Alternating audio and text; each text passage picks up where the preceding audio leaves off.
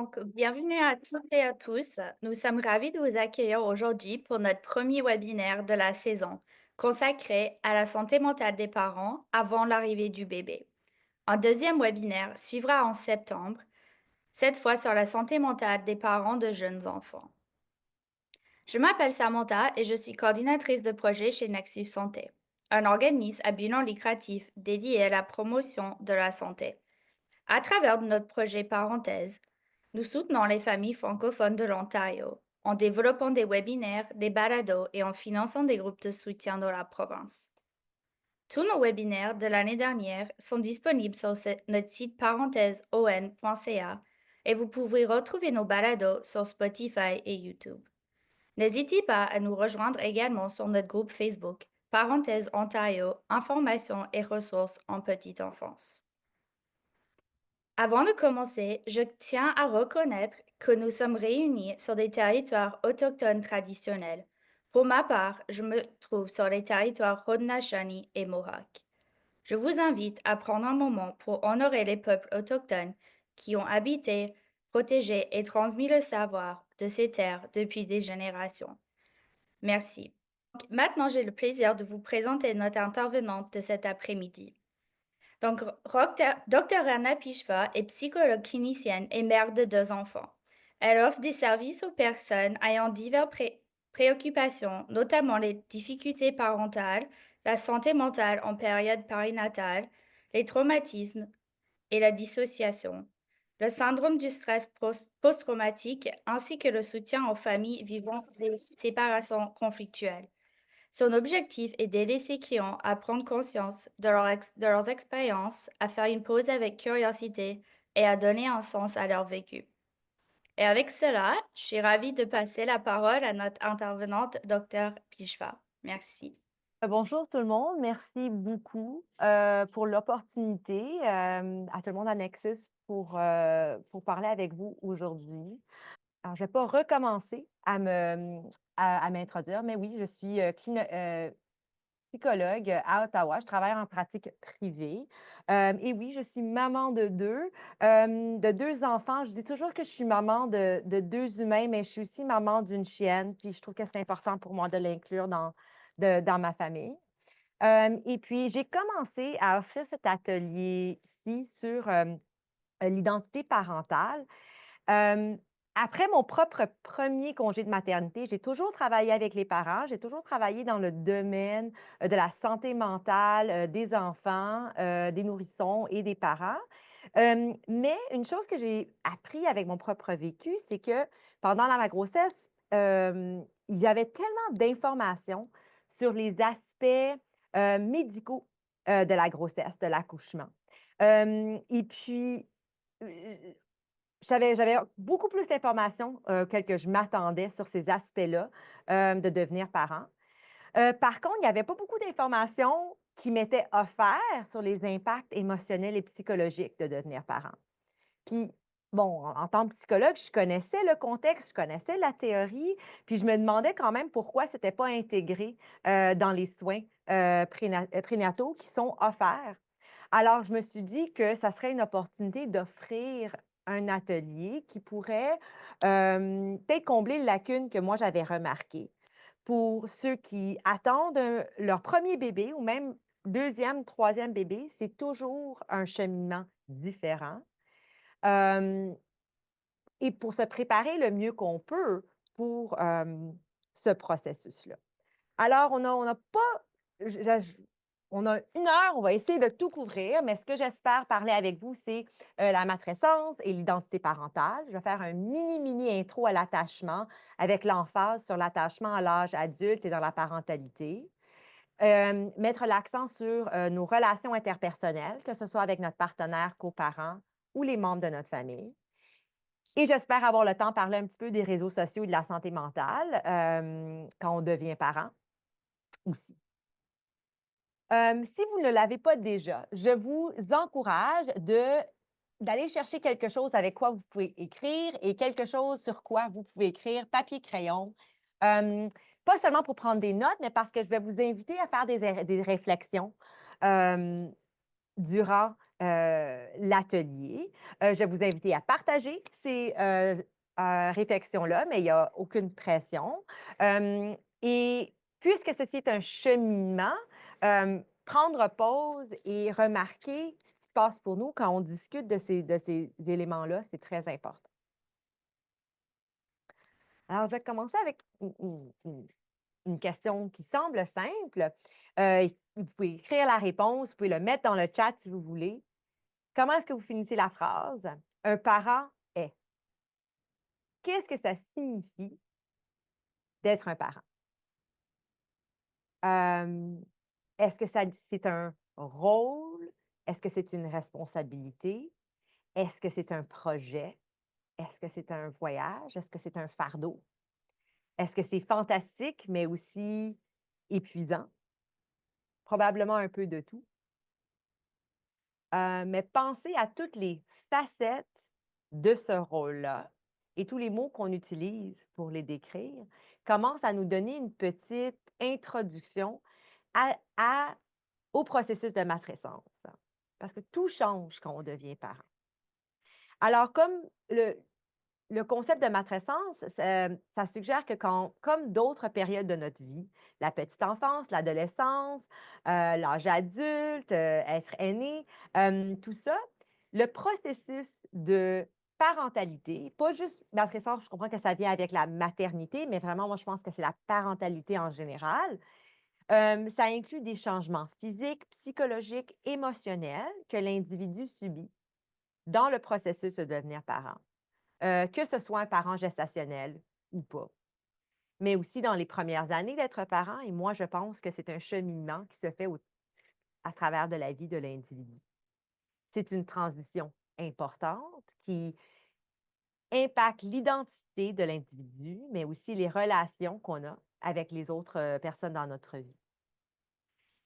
Euh, et puis, accepter le fait que c'est un moment de transition dans notre vie, le reconnaître comme étant un moment de transition dans notre vie, ça nous permet de comprendre un petit peu qu'est-ce qui se passe, comprendre qu'il y a des changements psychologiques, des changements biologiques au niveau de notre cerveau qui se passent quand on devient parent.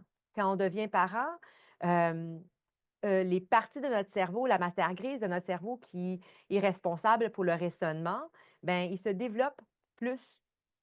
Il y a des modifications dans notre système de récompense, notre système de dopamine. Tout ça va impacter notre personne, notre personnalité. Il y a peut-être des aspects de notre personnalité qui vont être magnifiés, amplifiés, et d'autres qui vont être un peu plus silencieux, qui vont prendre de l'arrière. Alors, j'espère aujourd'hui vous inviter à réfléchir et remarquer ces éléments-là. Et quand je parle de la matrescence, euh, c'est très important, je pense, de parler du mythe de l'instinct maternel. Et je dis un mythe, c'est très important parce que il y a, il y a pas d'instinct maternel.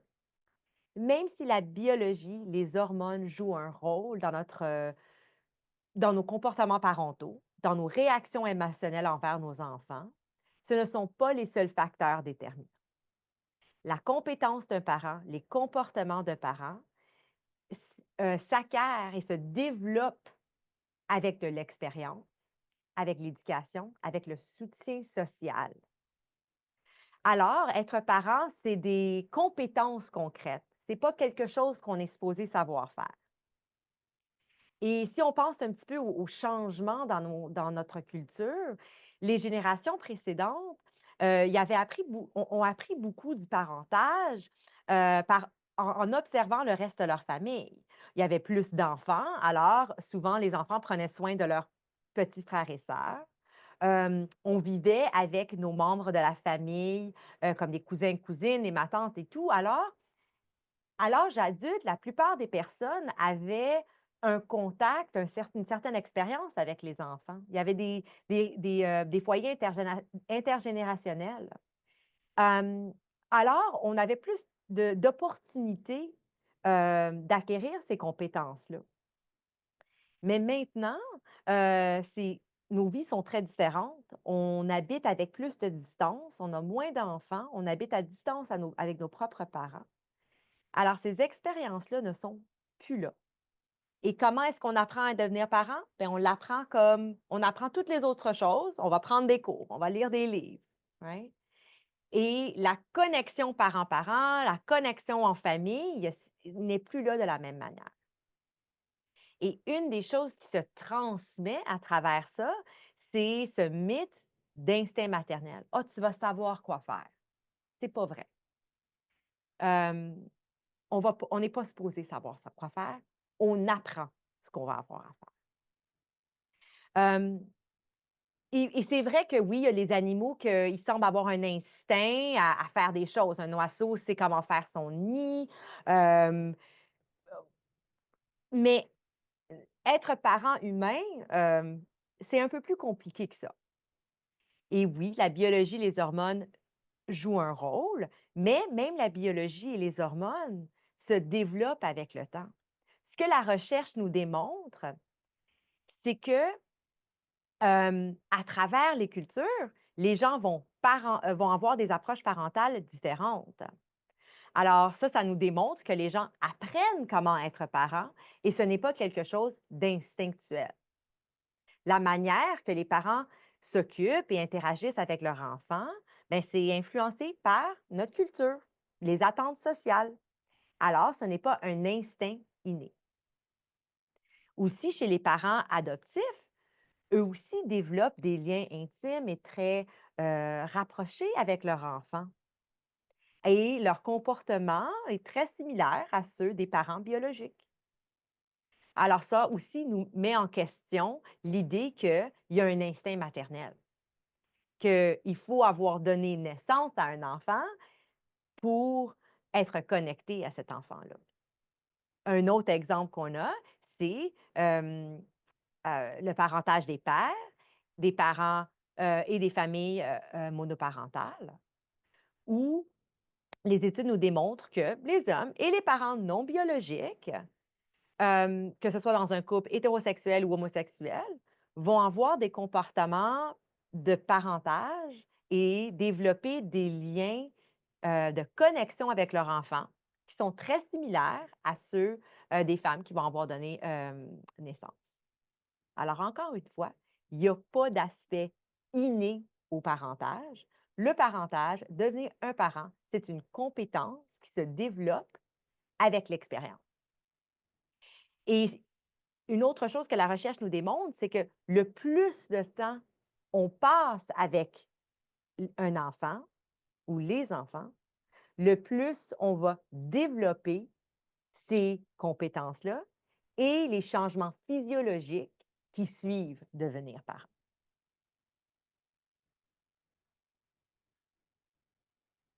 Alors, je retourne, l'instinct maternel est faux. C'est quelque chose qui suggère que toutes les femmes possèdent une capacité biologique, naturelle, instinctive à devenir des parents attentionnés. Et que la seule raison d'une femme, c'est la procréation. Et cela est faux. Euh, on est beaucoup plus qu'être parent. Oui, des fois, ça va devenir une grosse partie de notre personne, de notre vie, mais c'est quelque chose qu'on apprend. Et avec ça vient notre identité parentale.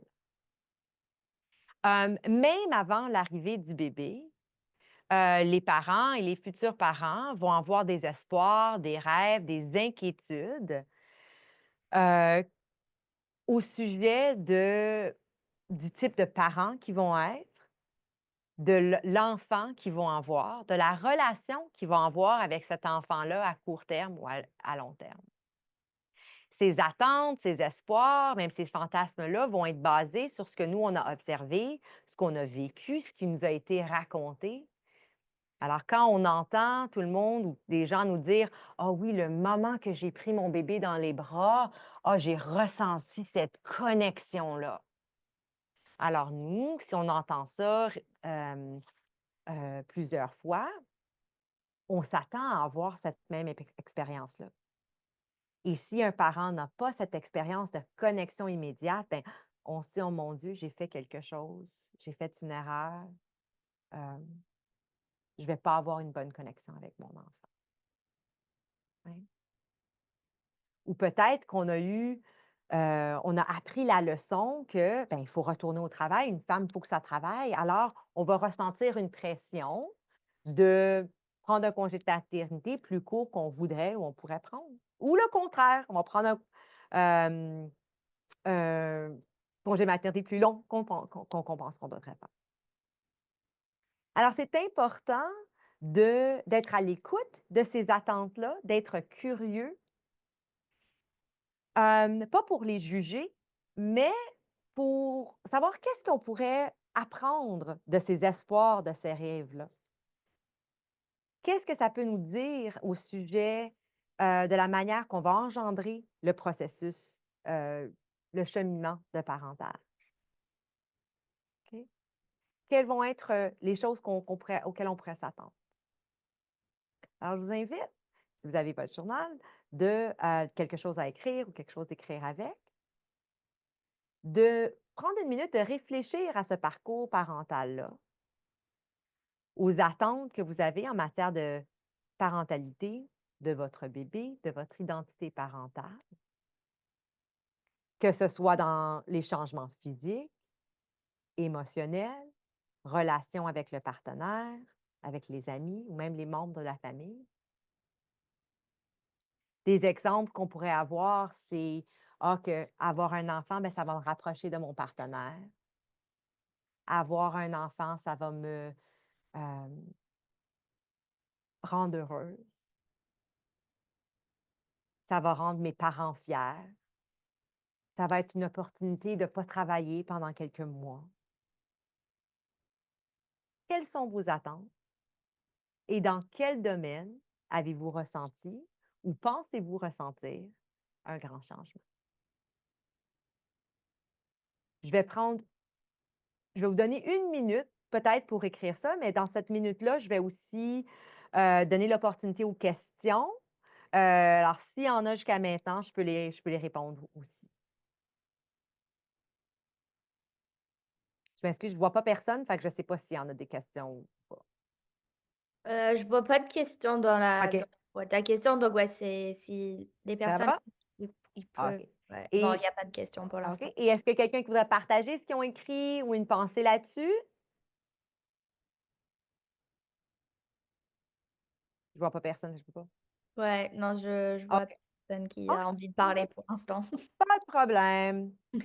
Hem, je vais continuer d'abord, et puis je peux pas parler de nos relations interpersonnelles sans parler de l'attachement. Il y a beaucoup d'informations sur ce sujet-là, il y a beaucoup de mauvaises informations sur ce sujet-là aussi, mais aujourd'hui, je veux vraiment faire une mini, mini introduction, puis me concentrer sur l'attachement à l'âge adulte. Hem, et surtout sur la parentalité. Alors, la théorie de l'attachement postule que notre relation avec, les gens qui s'occupaient de nous, alors ça peut être notre mère, mais ça peut être d'autres individus, en particulier au cours des 3 premières années, devient un modèle, pour la façon avec laquelle on se rapporte à nous-mêmes, de nos attentes des autres et de nous attendre du monde en général. Alors, en fonction de la capacité des personnes qui s'occupaient de nous, de leur capacité, d'être présents et réceptifs, d'être chaleureux, on apprend différentes choses sur nous-mêmes. Sur notre valeur personnelle, notre autonomie, que je suis une personne aimable, je suis une personne, qui a des capacités. Sur les autres, alors je peux me tourner envers les autres et leur demander de l'aide, ou est-ce que les autres vont m'abandonner? Et le monde en général. Alors, la vie est, la vie vaut la peine d'être optimiste, ou le monde est un endroit sûr. Quand on grandit avec un environnement où nos soignants sont disponibles, réceptifs, chaleureux, ben, On apprend si on est en sécurité, aimable, si on est capable et si on peut faire confiance aux autres. Et là-dessus, on commence à développer des stratégies pour assurer notre rapprochement, notre connexion avec les gens, sur qui on dépend, dans le fond. On développe, des stratégies pour les garder proches de nous, pour s'assurer qu'ils vont prendre soin de nous et pour rester en sécurité. C'est pour ça que je parle de l'attachement comme étant une des stratégies et non une liste de comportements. C'est entre une personne et un autre et nos stratégies d'attachement peuvent être différentes avec un parent et un autre. Et nos stratégies d'attachement sont plastiques. Ils vont changer au cours de notre vie, basées sur les expériences qu'on va avoir. À l'âge adulte, les stratégies d'attachement vont influencer notre capacité de gérer nos émotions, la manière avec laquelle on va engendrer nos relations avec les autres, et nos expériences du passé, que ce soit des souvenirs explicites qu'on peut verbaliser ou des souvenirs implicites alors que notre corps se souvient, vont influencer nos perceptions du monde autour de nous et ils vont aussi influencer nos comportements, nos réactions. Alors, on réagit aux situations du présent avec l'héritage du passé, c'est-à-dire ce que moi j'appelle les blessures d'attachement. Et les modèles de relations adultes vont souvent ramener à la surface les mêmes systèmes qu'on avait eus avec les personnes qui s'occupaient de nous. On va toujours continuer à chercher la sécurité. Et souvent, on va répéter euh, euh, les mêmes processus. Je m'excuse, je ne peux pas trouver le mot français, les mêmes patterns. Si quelqu'un s'en souvient, si vous pouvez me blanker. Je m'excuse. On reproduit ces schémas-là. Je peux dire schéma, oui. Alors, on reproduit ces schémas-là avec nous-mêmes, avec les autres.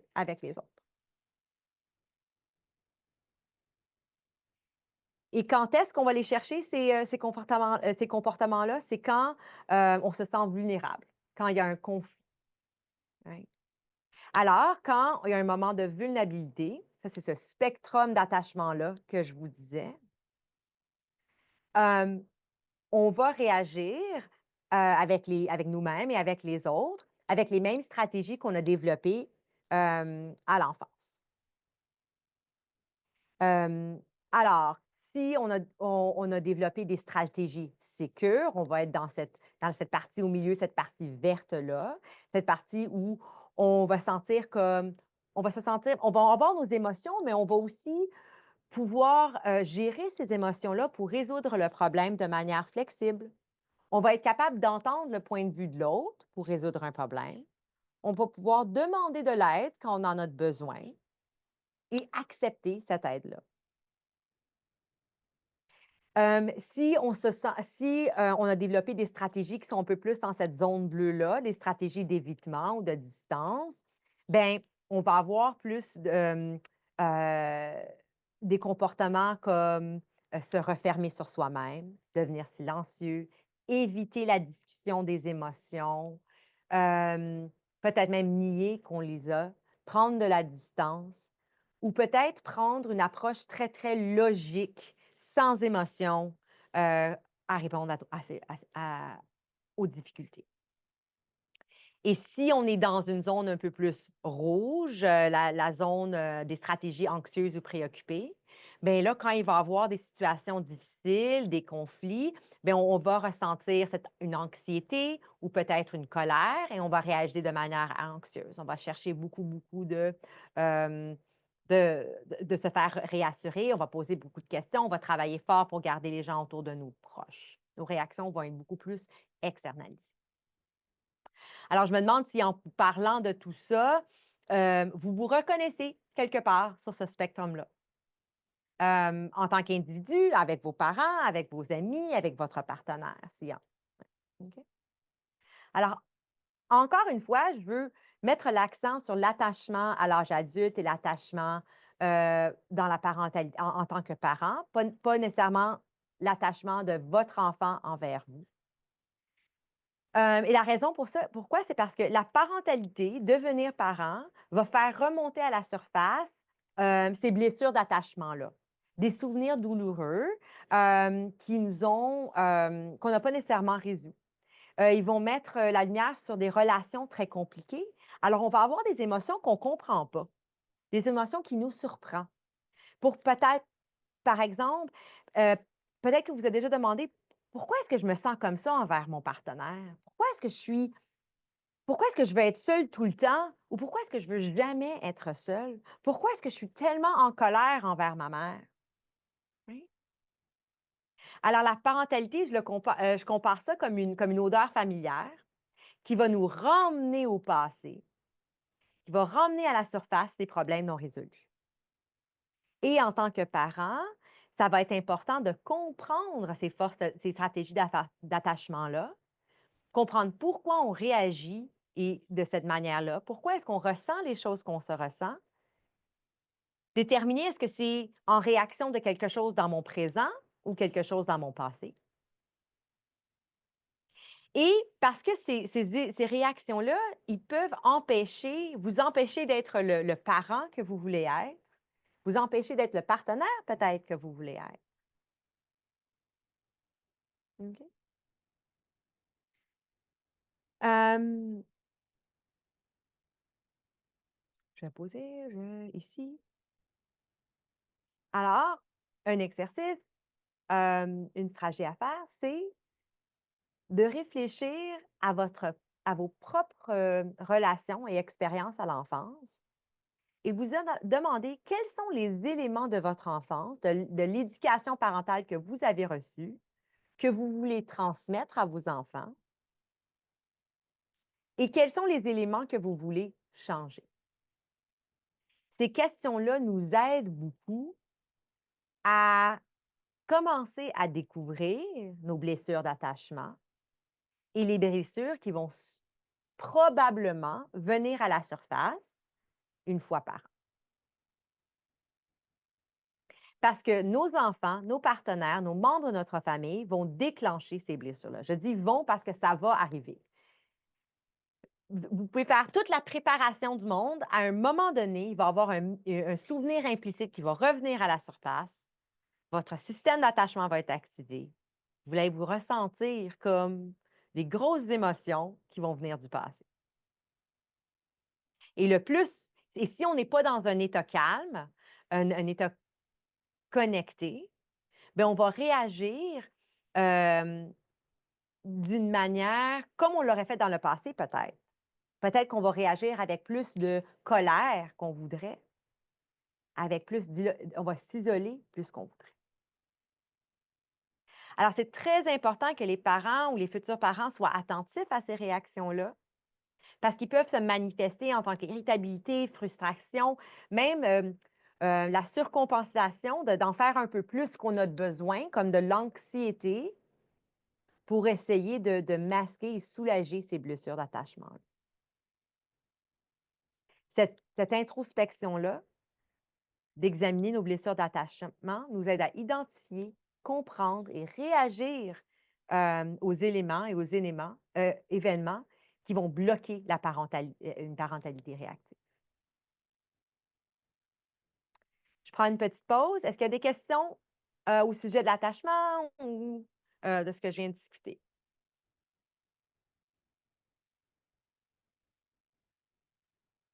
Non? OK. Moi, j'ai Je peut-être continue? une question. Oui. Tu vas peut-être en parler plus tard, mais je me demandais, genre, s'il y a une adulte qui a des stratégies d'attachement qui ne sont pas forcément sécures, genre, est-ce qu'il y a des choses que quelqu'un pourra faire pour améliorer cela, pour ne pas apprendre ces stratégies à Absolument. son enfant?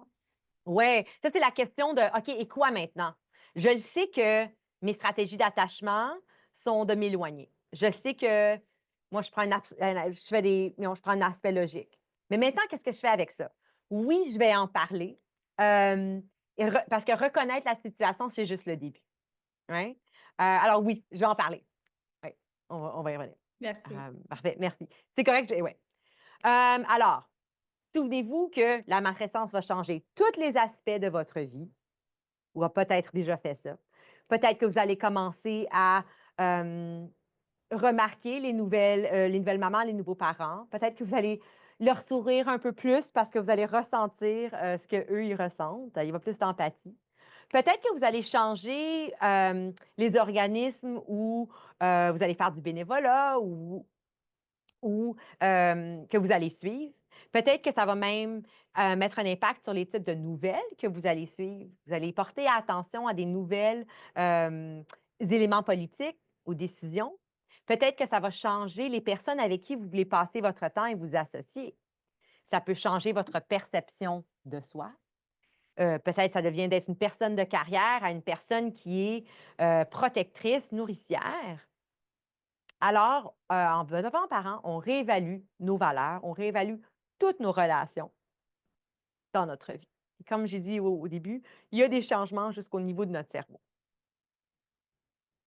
Ça, je l'ai comme déjà fait, fait que je vais passer cette page-là, puis je vais emmener ça dans la discussion, de la relation avec notre partenaire ou un coparent. Alors, peut-être que vous avez un partenaire avec qui vous habitez, vous prenez soin de l'enfant ensemble, mais peut-être que vous avez un coparent, si vous êtes séparés, avec qui vous partagez, la garde de l'enfant. Devenir parent, c'est une période très vulnérable dans notre vie, mais pourtant, il y a beaucoup de personnes qui s'attendent à ce que c'est quelque chose qu'on devrait faire, tout seul, le parent super-héros. Mais il y a beaucoup de charges mentales qui viennent en devenant parent. Alors, la charge mentale, c'est l'effort mental qui est associé à l'organisation, la gestion, de divers aspects de la vie, que ce soit les responsabilités domestiques, le soin des enfants, planification des horaires, tout ce travail émotionnel-là. Traditionnellement, dans les couples hétérosexuels, c'est la femme qui prend ces charges mentales-là. L'exemple que moi je donne, c'est après environ 2 ans d'habiter avec, mettons, mon conjoint, à un moment donné dans l'appartement, il me regarde puis il me demande: «Rana, sont où les papiers toilettes?» Puis je l'ai regardé puis j'étais comme: «Oh my God, non, ça fait 2 ans qu'on habite ensemble, tu dois savoir c'est où qu'on garde les papiers toilettes de plus.» Et puis, j'ai comme réalisé à quel point je tenais toute cette information-là.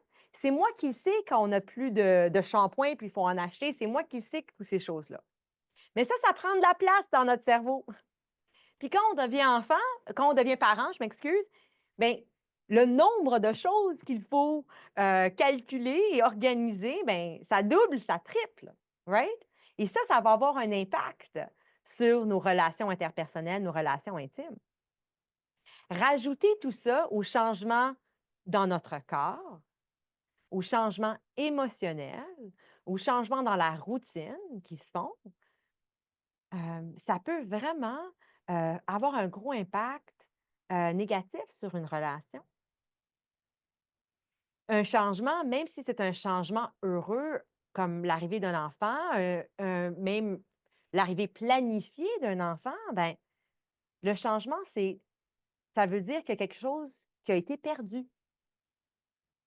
Et l'un ou l'autre dans une relation va ressentir cette perte-là, que ce soit la perte de la relation intime, une perte de relation émotionnelle, se sentir déconnecté de notre partenaire parce qu'on n'a plus le temps d'être ensemble, parce qu'on n'a plus l'énergie. Il faut la reconnaître, ce changement-là.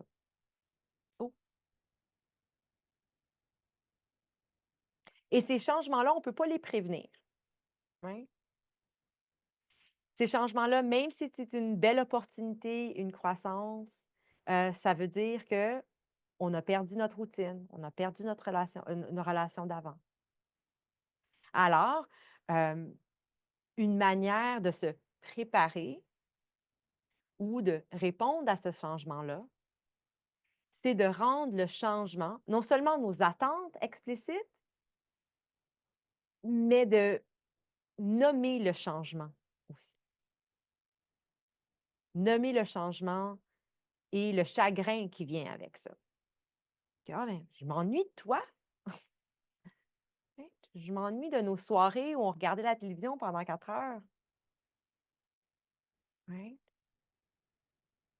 Et d'accepter que c'est normal de ressentir une confusion, l'excitation, la désorientation, la fatigue, la colère, la joie. Tout ça, c'est normal. Et la première étape, c'est de rendre ça explicite, de le nommer, d'en être conscient.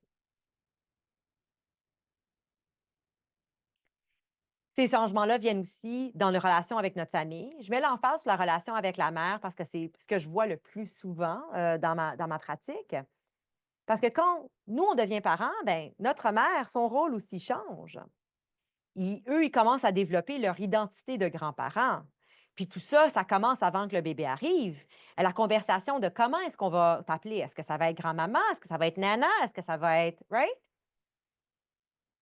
Alors ça fait un jeu, ça fait une pression, une tension, ça peut créer une tension dans les relations. On va avoir besoin de créer de nouvelles limites et utiliser nos valeurs pour guider ces limites-là. Et parfois, on ne va pas savoir c'est quoi nos limites. Peut-être qu'on s'attend à vouloir notre maman d'être là avec nous tout le temps, mais une fois l'arrivée du bébé, on est comme non, j'ai besoin d'un peu de temps tout seul. Ou viens me voir, mais tu sais, viens me voir puis aide-moi à faire la vaisselle. Pas à me faire la jasette, j'ai pas le goût de faire la jasette. Oui.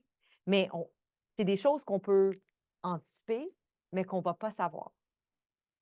Alors, devenir parent nous force à engager différemment avec les autres dans notre vie, réévaluer nos relations. Alors, ce que je vous invite de faire, c'est de les explorer et d'en prendre conscience. Et quand vous avez une émotion forte, une réaction qui vous surprend, c'est un signe qu'il y a quelque chose à explorer. Pourquoi est-ce que je suis frustrée? Pourquoi est-ce que je suis si anxieuse quand ma belle-mère vient chez nous? Pourquoi est-ce que je suis tellement en colère? Oui. Prendre de charge seulement des choses qu'on peut et de mettre en priorité votre propre, vos propres besoins, votre propre famille. Vous pouvez porter attention aux besoins des autres, mais ça ne veut pas dire que vous devez tout changer pour eux. Et de pratiquer à apprendre que la réaction des autres, les sentiments des autres ne sont pas à vous. Et en autant que vous êtes respectueux, ouvert, même curieux, vous n'allez pas pouvoir contrôler la réaction des autres. Vous pouvez même pratiquer des petites lignes quand quelqu'un vous donne des conseils qui ne sont pas sollicités. Oui, on peut rouler les yeux puis être comme ah. Ou on peut dire ah, merci, je vais y penser. Pas injecter de la colère, parce que ça, cette colère-là va rester avec vous. Right? Un autre petit conseil pour les conseils non sollicités, les gens qui vont avoir beaucoup de choses à vous dire, ben, posez-leur une question, puis laisse-les parler d'eux-mêmes, puis arrête d'écouter. Parce que ça, comme, vous n'avez pas besoin de prendre soin d'eux, mais ça enlève un peu votre responsabilité de répondre et d'être présent pour eux. Et si vous avez des grosses émotions, portez attention, avec gentillesse, avec curiosité, et essayez de peut-être identifier les conflits inconscients qui s'en viennent à la surface, les souvenirs implicites, les sentiments et blessures non résolues, qui peut-être sont derrière ces émotions-là. Et aussi, peut-être que vous êtes dans une situation où votre mère n'est pas là. Peut-être que vous avez perdu votre mère. Peut-être qu'elle n'a jamais été là pour vous. Et tout ce que vous ressentez à ce sujet est correct. Peut-être que c'est injuste et blessant. Peut-être que vous ressentez de la colère. C'est correct de ressentir ça. Et peut-être même que vous ressentez du soulagement, c'est correct aussi. C'est normal, attendu, de ressentir un besoin d'une figure maternelle à ce moment-là dans notre vie. Et si ce n'est pas votre propre mère, c'est correct. Il n'y a rien à être embarrassé. J'espère qu'il va y avoir quelqu'un d'autre dans votre vie à qui vous pouvez, hem, qui peut vous offrir cet appui, ce soutien, cette présence-là.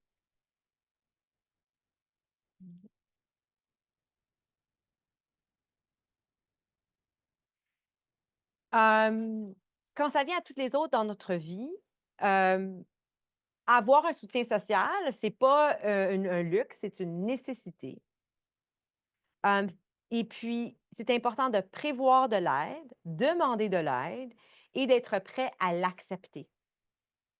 Ça me surprend vraiment le nombre de fois où je parle avec un client au sujet de planifier de l'aide, hem, d'essayer de résoudre des problèmes au sujet d'avoir un petit peu de support et puis, il y a des gens autour d'eux.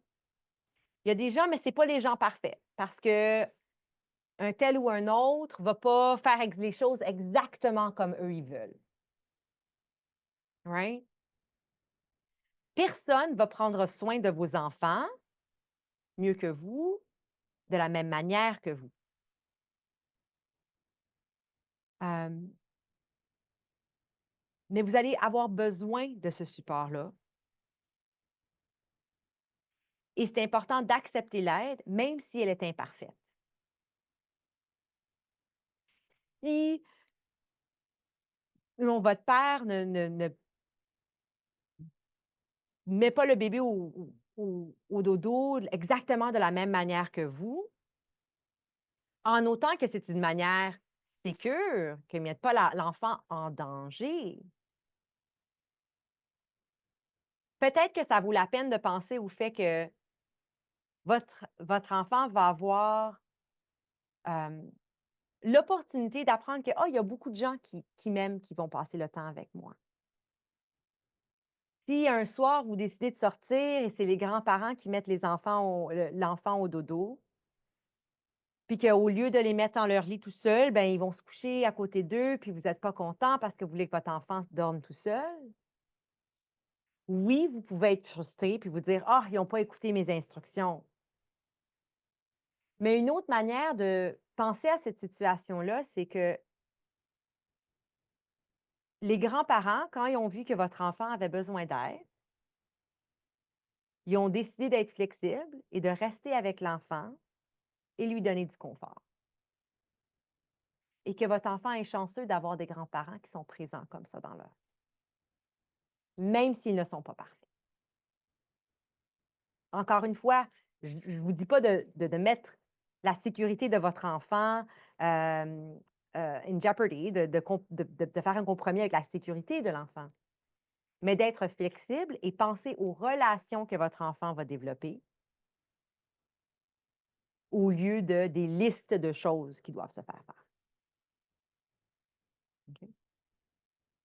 Mais préparez-vous d'avoir besoin d'aide, faites la liste, demandez de l'aide et acceptez cette aide-là. OK? Des questions? Non? OK, je continue.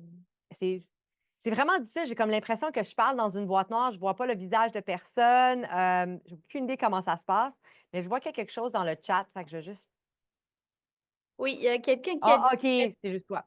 OK. non, non, il y a quelqu'un qui a mis dans le chat tellement intéressant, Ah mais on n'a OK, pas reçu d'autres merci. questions pour l'instant. Ça me donne ça me donne un peu d'encouragement, merci beaucoup. J'ai aucune idée, je parle à mon ordinateur, je suis comme: «OK, je peux pas voir le visage des autres». En tout cas, et ça, c'est pour répondre à la question que tu avais demandée, au début. Et maintenant, qu'est-ce que je fais? J'ai remarqué c'est quoi mes stratégies, mes difficultés, dans mes relations. J'ai une petite idée de c'est quoi mes blessures d'attachement, mais je sais que quand je me sens menacée, moi, je réagis avec de la colère ou je réagis en m'isolant. Qu'est-ce que je fais maintenant? Right? Ça, je trouve que c'est la grosse question qui revient. Parce que être, hem, être conscient, c'est pas assez. L'auto-réflexion, c'est le début, mais ce n'est pas assez. Qu'est-ce qu'on fait après? La première chose qu'on fait, c'est de continuer à remarquer et prendre de pause, à prendre conscience, sans jugement, le plus possible, avec gentillesse. Se demander des questions: «Qu'est-ce qui se passe en moi? Qu'est-ce qui est difficile? À quoi est-ce que ça me fait penser? C'est quoi les images, les souvenirs qui me viennent à l'esprit quand je me sens comme ça? Qu'est-ce que j'ai peur qui arrive?» Et ça nous emmène dans l'étape de décrire qu'est-ce qui se passe. Décrire qu'est-ce qui se passe dans notre corps. J'ai l'impression que je vais vomir. J'ai l'impression que je vais, hem, perdre l'équilibre ou je suis en colère. Décrire nos comportements. Alors, on décrit peut-être qu'on met l'accent sur résoudre le problème de manière logique. On ne laisse pas les émotions prendre place. On prend un aspect très, très séparé, très dis décrire ça et ensuite on essaye de comprendre. Hem, quelle partie de moi répond de cette manière-là? C'est quoi le besoin non satisfait qui revient à la surface? C'est quoi le danger que j'essaye d'éviter?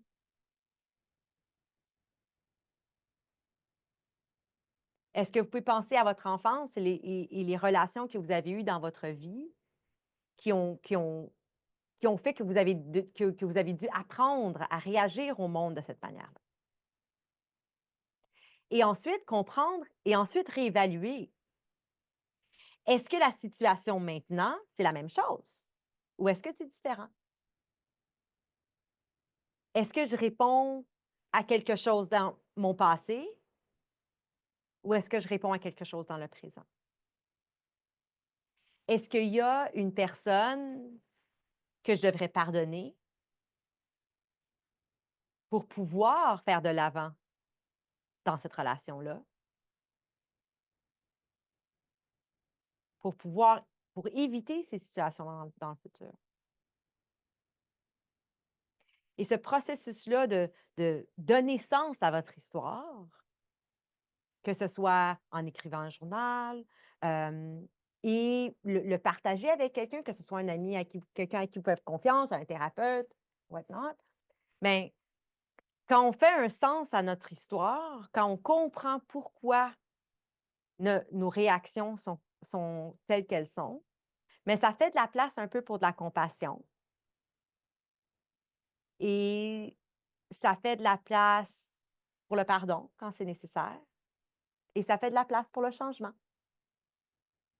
Une fois qu'on sait que nos réactions viennent d'une blessure d'attachement du passé et non d'une menace, d'un danger présent, mais là, on a un choix.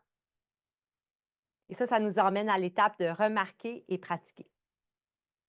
On remarque qu'il y a quelque chose d'activé en nous et que, ah, c'est une blessure du passé et non un danger présent. Et on a le choix de pratiquer une nouvelle approche, de pratiquer de répondre à une situation d'une manière sécure, d'une place, présente. Alors c'est pas simple, c'est pas facile, c'est pas linéaire, c'est vraiment un processus de remarquer, d'écrire, comprendre, réévaluer et pratiquer et garder cette curiosité, cette gentillesse envers nous-mêmes pendant qu'on fait ça. Et moi, je trouve qu'écrire un journal, c'est un excellent outil pour ce processus-là. Hem et c'est pas juste une préférence, il y a beaucoup de recherches qui supportent l'utilisation d'un journal. C'est plus qu'un journal intime, c'est un journal de réflexion, qui nous permet d'exprimer nos émotions, clarifier nos pensées et nos perspectives, d'identifier et même remettre en question, nos croyances, hem et qu'on a développées après, des événements. Il nous aide à organiser l'événement en comme parce qu'il devient comme séparé de nous, c'est l'extérioriser? Je pense que c'est un mot, extérioriser, l'événement. Alors la situation devient moins accablante et même les situations qu'on décrit comme étant traumatiques, quand on écrit au sujet de cet événement-là 4 à 5 fois, ben on on n'est plus en train de simplement le décrire, on commence à le comprendre et on peut défier nos schémas, hem et créer un narratif qui est plus complet, et qui représente la situation et la manière dont on veut l'approcher dans le futur. Hem, alors si vous choisissez d'essayer d'écrire un journal, j'ai des petits conseils, de le plus possible de choisir un temps durant la journée pour écrire, et d'avoir un temps dédié à cette activité-là. Le plus possible écrire à la main, mais si votre téléphone, c'est tout ce que vous avez, ça que vous pouvez utiliser. Il y a beaucoup, beaucoup de manières d'écrire, mais vous pouvez vous laisser vous guider. Il n'y a pas nécessairement de grosses règles de quoi écrire, comment écrire, surtout au début. Hem, Essayez de ne pas porter attention à l'orthographe, à la grammaire. Ce que vous faites, c'est juste écrire le fil de vos pensées sans vous nécessairement vous soucier de l'ordre du récit. Quand si vous avez décidé d'écrire au sujet d'une expérience complexe ou traumatique, ça peut aider de commencer par écrire les faits, puis de réécrire une autre fois et d'approfondir l'expérience à chaque fois. Et c'est là que ça aide de travailler avec quelqu'un, au fait. Quand on écrit un journal, c'est normal que les sentiments prennent de l'ampleur. C'est une OK? Pendant que vous écrivez. Parfois, ça me prend 4 à 5 sessions pour commencer à approfondir notre compréhension de la situation et créer un nouveau sens.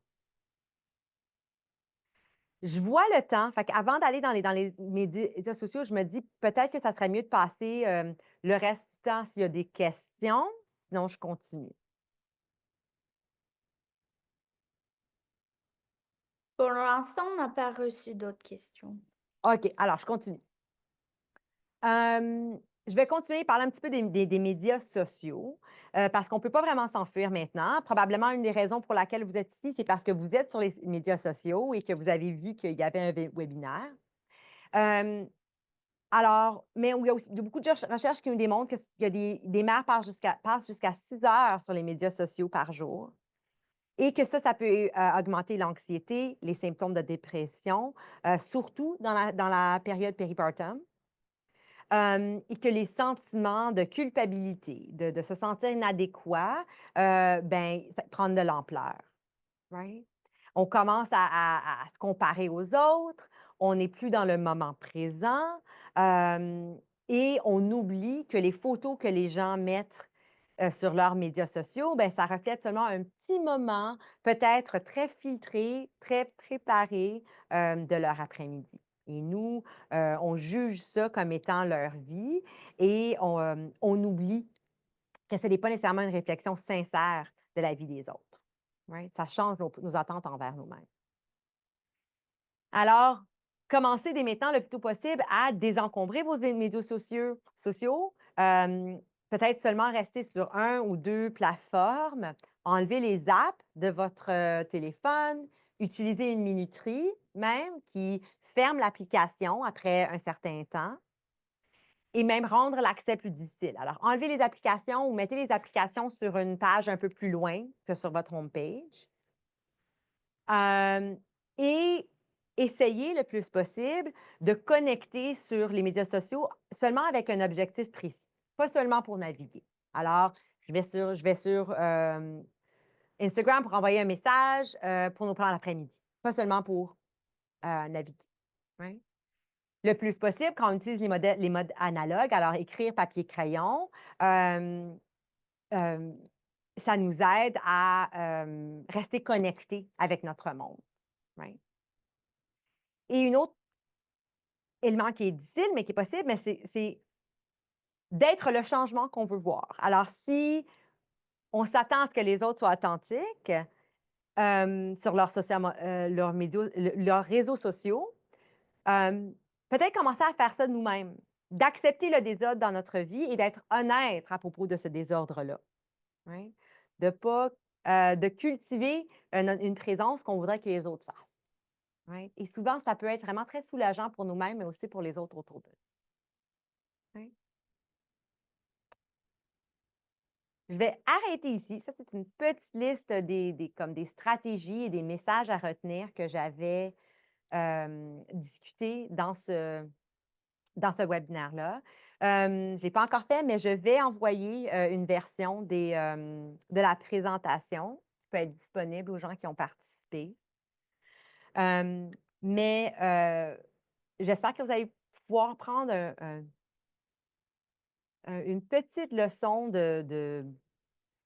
d'acceptation envers vous-même, et de compréhension, de compassion envers vous-même quand vous engendrez cette étape-là dans votre vie. OK? Laisse ça ici. Il me reste juste une minute, fait que je vais laisser ça ici. Questions? Commentaires? Oh, parfait, c'était vraiment intéressant, donc merci beaucoup. On a également eu, on a des quelques commentaires, si tu allais voir, votre Ah, OK, présentation parfait. était vraiment intéressante. Merci pour les explications et les Ben, stratégies. parfait. Bienvenue. Oui, ben, je vais pas répondre ici, mais merci beaucoup. Je suis contente que c'est apprécié. J'espère qu'il y a des petites choses que vous pouvez en reprendre. Si vous avez des questions, vous pouvez m'envoyer un courriel, puis en discuter. Bon, OK, super. ben merci beaucoup d'avoir passé l'heure du lunch avec nous. Bonne fin de journée. Merci, bonne fin de journée. Bye.